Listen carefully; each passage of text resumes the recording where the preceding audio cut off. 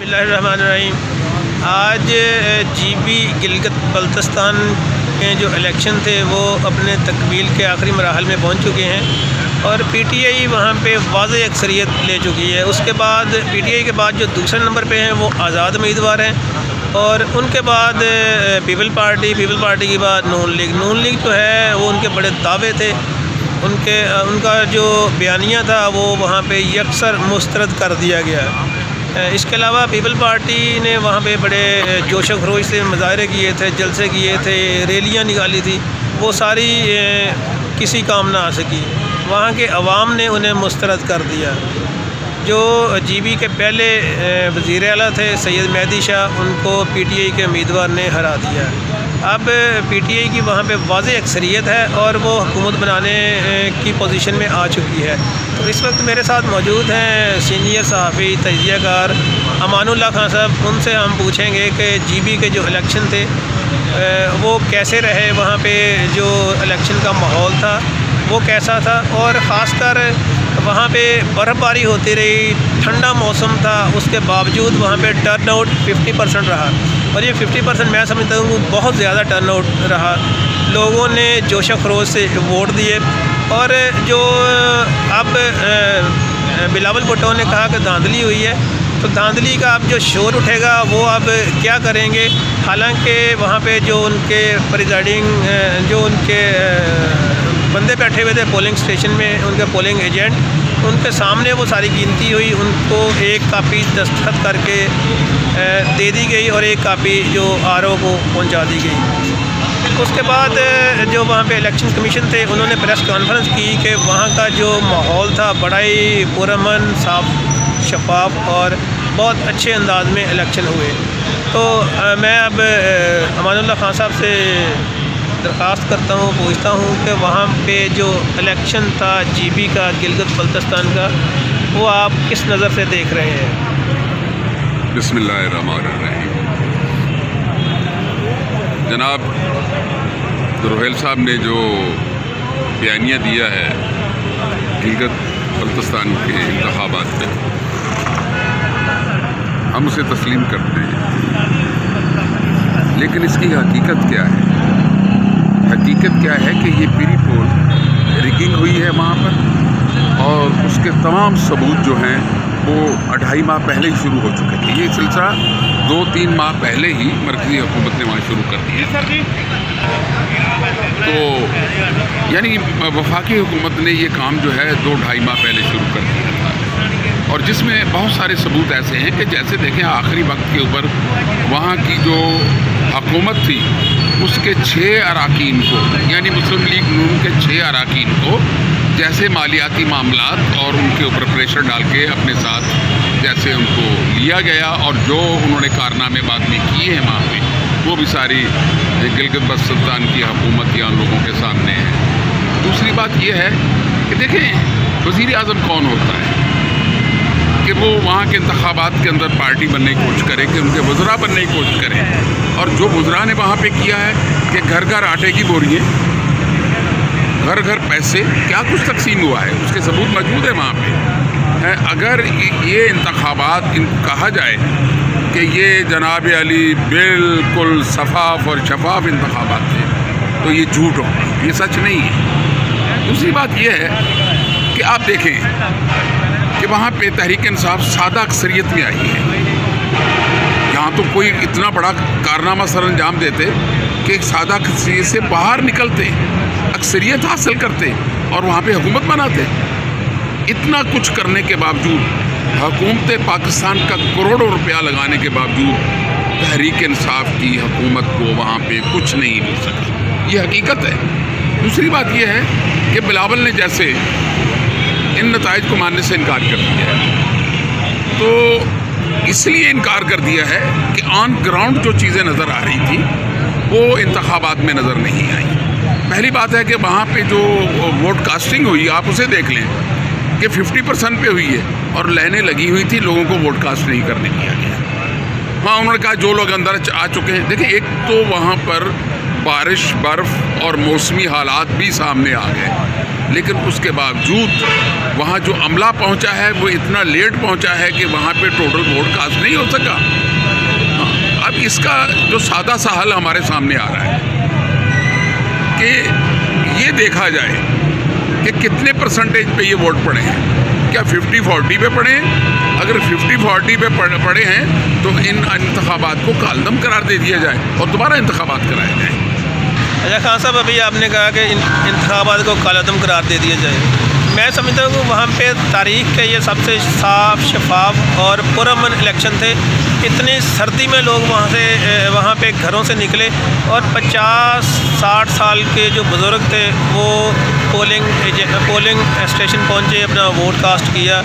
इसके बाद वहाँ पे जो मुस्लिम लीग नून का बयानिया था उन्होंने अक्सर मुस्तरद कर दिया। और मैं समझता हूँ कि ये किसने किया लोगों ने वहाँ की आवाम आप ऐसे ना करें। तो ये जो देखिए आप तहरीक इंसाफ की हुकूमत का हिस्सा मत। नहीं, मैं उनकी हुकूमत का हिस्सा नहीं हूँ। मैं एक गैर जानबदार तजिया कर रहा हूँ। अगर गैर जानबदार तजिया आप कर रहे हैं ना यहाँ पे तो तहरीक इंसाफ की जितनी सीटें उसे मिली हैं इसका मतलब है कि ये खींचातानी से ज़बरदस्ती ली है। नहीं, इसके साथ देखिए मुस्लिम लीग नून की 6 सीटें जो हैं वो तो छीन के ले गए वहाँ से। मुस्लिम लीग नून को तो एक हल्के में सिर्फ एक वोट बढ़ा। देखें ये बड़ी उनके लिए नहीं देखिए वो ठीक है। देखें जहाँ पहले एक पोलिंग स्टेशन में और रोयल साहब जहाँ मरकज़ की हुकूमत हो और मरकज़ अपनी जगह पे स्टैंड करता है, उस सूबे में हुकूमत बनाने देता है किसी को? आप ये कहें नहीं ये हुकूमतें देखें, ये हुकूमतें ज़बरदस्ती हुकूमतें होती हैं, लोगों की वजह से हुकूमतें बनती हैं। अगर ये हुकूमतें ना बने तो मरकज़ी हुकूमत नहीं चलती। नहीं ऐसी कोई बात नहीं है। चले आप जो कह रहे हैं आप बयान करें। आप देखें इलेक्शन हो चुके हैं, वहाँ पे PTI वाज़ेह अक्सरियत में आ चुकी है और जो दावे थे, जो वादे थे पीपल पार्टी के, नून लीग के, वो अक्सर उन्होंने मुस्तरद कर दिए। तो अब देखना ये है कि आने वाले दिनों में जो PTI की तरफ से वादे किए गए थे वो किस हद तक वहाँ पे पाया तकमील तक पहुँचेंगे। और जो GB की जो सूरत हाल है, मैं तो वहाँ पे कई चक्कर लगा चुका हूँ, वहाँ पे कई दफ़ा जा चुका हूँ। वहाँ पे सवाए S काम के अलावा वो भी फ़ौज की एक सहूलत दी हुई है वहाँ पे लोगों को। इसके अलावा आज तक वहाँ पे कोई मोबाइल कंपनी जाके अपना एक पोस्टर तक नहीं लगा सकी, जिसकी वजह से वहाँ के लोगों को बड़ी परेशानी है। एक रोड है जो आज तक नहीं बन सका गिलगित से स्कर्दू तक का। और ये पीपल पार्टी का वो 5 साल दौर भी है जिसमें सैयद मेहदी शाह रहे हैं और वहाँ पे कोई काम नहीं के साथ बहुत ज़्यादती हुई है, इंतहा की ज़्यादती हुई है। उसे अब तक सूबे का दर्जा मिल जाना चाहिए। कपड़े खराब हो जो गंदी भी जी। खान साहब आप कह रहे थे कि वहाँ पे जो इलेक्शन है वो रिगिंग हुई है, तो ये रिगिंग किस सूरत में हुई है, कैसे हुई है? वहाँ पे पोलिंग एजेंट मौजूद थे, पोलिंग एजेंट ने अपना जनाब वसूल किया। यार आप इतने भोले बादशाह हैं कि मैं कह रहा हूँ प्री पोल रिगिंग हुई है। प्री पोल किसे कहते हैं? इलेक्शन से 2 माह पहले ये काम शुरू किया गया, जोड़ तोड़ के काम शुरू किए गए, लोगों को पैसा पहुँचाया गया, लोगों के लवाजमात पूरे किए गए। वहाँ पे देखें गिलगित बल्तिस्तान में जो है वहाँ कोई स्ट्रक्चर मौजूद नहीं है अभी तक। अच्छा चले ये बताएं कि वहाँ पे नून लीग के जलसों में क्या लोगों को पैसे नहीं बांटे गए? उनको सवारियाँ, पैसे, उनको ट्रांसपोर्ट, उनको खाना पीना, पीपल पार्टी के जलसों में पैसे नहीं बांटे गए लोगों को लाने के लिए? तो ये क्या था? ये प्री पोल रिगिंग का एक हिस्सा नहीं है? मैं अर्ज़ करूँ कि जब इंतखाबात होते हैं ना तो लोगों ने पैदल चल के किसी नहीं आना, ना हुकूमती लोग आते हैं, फिर ये ना ही दूसरे आते हैं। देखिए ये जो रिगिंग का मामला है ये किसके पास होता है? हुकूमत के पास हक होता है। अपोजिशन नहीं करती रिगिंग। क्या कर सकती है अपोजिशन वहाँ पे? बिलावल क्या कर सकता था या नवाज शरीफ क्या कर सकता है? उसके तो साबका हुकूमत में 6 अहम अराकीन को तोड़ लिया गया, पैसों के साथ तोड़ा गया और वहाँ लोगों को वैसे पैसों की बहुत ज़रूरत है। क्यों? साबका हुकूमतों ने आज तक वहाँ कुछ नहीं किया। बिलावल भुट्टो ने कहा था कि मैं इलेक्शन जीतने के बाद गिलगित बल्तिस्तान को सिंध बना दूँगा। तो गिलगित बल्तिस्तान ऐसी जगह है, आप स्कर्दू चल जाएँ, आप गिलगित चल जाएँ, वहाँ पे चोरी का नामो निशान नहीं है। वहाँ पे आप गाड़ी ऐसे छोड़ के चले जाएँ, गाड़ी को कोई बंदा हाथ नहीं लगाएगा। वहाँ पे चोरी का पूरे साल में एक पर्चा नहीं हुआ। अगर उन्होंने इसको भी सिंध बनाना है तो क्या वहाँ पे भी चोरियाँ होंगी, डकैतियाँ होंगी, राजधानियाँ होंगी, लोगों को अगवा किया जाएगा? देखें अपने अपने अपने इलाकों का एक माशरती निज़ाम और सिस्टम होता है। आप वहाँ की बात करते हैं ना, मैं आज भी कहता हूँ कि हम यहाँ मरी हिल्स में चले जाएं या ऊपर कहीं पे भी जाते हैं जब, तो वहाँ पे भी ये निज़ाम महफूज है कि वहाँ किसी को चोरी नहीं होती, कोई मामला नहीं होता, इक्का दुक्का वारदातें हो जाए तो कोई बात नहीं। देखो वहाँ का माशरती निज़ाम बहुत मजबूत है। जो वहाँ रहायश पजीर है, पुराने लोग हैं सारे, उन्हें पैसे का लालच नहीं है, उन्हें कोई ऐसी वो हरकतें और आदात नहीं मौजूद जो यहाँ के लोगों को है। तो इसलिए वहाँ का निज़ाम उसने बेहतरी लाने के लिए कहा है, उसने उसकी बुराई के सिलसिले में नहीं सोचा। हाँ, आप ये कहें कि सिंध के अंदर 10 साल से पीपल्स पार्टी की हुकूमत है और वो नाकाम हुकूमत है, और उसके बावजूद है बहुत ही नाकाम, हाँ नाकाम हुकूमत है। उन्होंने सिंध को दलदल बना दिया है। सिंध के अंदर कोई स्ट्रक्चर मौजूद ही नहीं है, इंतज़ामी सिलसिला भी वहाँ मौजूद नहीं है, लॉ एंड ऑर्डर जो है वो कहीं मौजूद नहीं है। हम इस बात को समझते हैं, लेकिन जहाँ तक गिलगित बल्तिस्तान की बात है ना, उनका सदियों से अपना निज़ाम, वो उस निज़ाम पे कायम और दायम है। ठीक है, हम बिलावल की इस बात को क्यों लें, क्या ज़रूरत पड़ी? हम सियासी इशू तो बनाना नहीं चाहते। सही। हम तो ये चाह रहे हैं कि वहाँ पे कोई ऐसा निज़ाम हो जो वहाँ के लोग का उसके लिए काबिल कबूल हो। जी बिल्कुल ठीक और है। उसके अंदर देखें एक बात होने वाली है, जी जी, वहाँ पे तहरीक इंसाफ की हुकूमत जो है वो अकेले हुकूमत नहीं बना सकती, उसे जोड़ तोड़ करके एक ऐसी मुत्तहिदा हुकूमत बनानी पड़ेगी जो वहाँ के मुआशरे को साथ लेके चले। देखो नवाज शरीफ हुकूमत पिछली थी मुस्लिम लीग की, तो उसमें भी यही काम हुआ था, वहाँ पे भी लोगों को मिला के हुकूमत बनाई गई थी।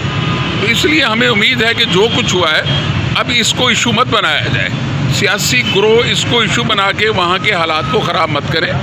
देखें हमें दहशत गर्दी का भी डर और खौफ है, हमारे बॉर्डरों पे हालात बहुत ख़राब हैं। जैसे आज ISPR के अपना DG ने और हमारे वज़ीर ख़ारिजा की जो प्रेस कॉन्फ्रेंस आई है उसको देखते हुए हमें नज़र आ रहा है कि हम पे कोई नया मलबा जो है गिरने वाला है। इन सारे मामलात को फिर हमारा मुआशी ढांचा पूरे पाकिस्तान का हिला हुआ है, इसलिए सियासी लोगों को भी सोचना होगा, इसे कबूल करना होगा। जी बिल्कुल जी, सियासी लोगों को सोचना होगा, अब इसको कबूल करना होगा और ये सिस्टम अब ऐसे ही चलेगा। उम्मीद है कि PTI की गवर्नमेंट बनने से वहाँ के लोगों को मज़ीद सहूलियात मिलेंगी, बेहतरी आएगी। और ख़ासकर एक बात मैं आपको कह दूँ, जहाँ तक सहूलियात की बात है ना, इमरान खान ने कहा कि मैं वहाँ सूबा बना दूँगा, अबूरी सूबा कह लें, कुछ भी कह दें, खुदा रसूल का वास्ता इस आवाम के साथ झूठे वादे मत करें। बहावलपुर रियासत अपनी एक रियासत कायम रही है।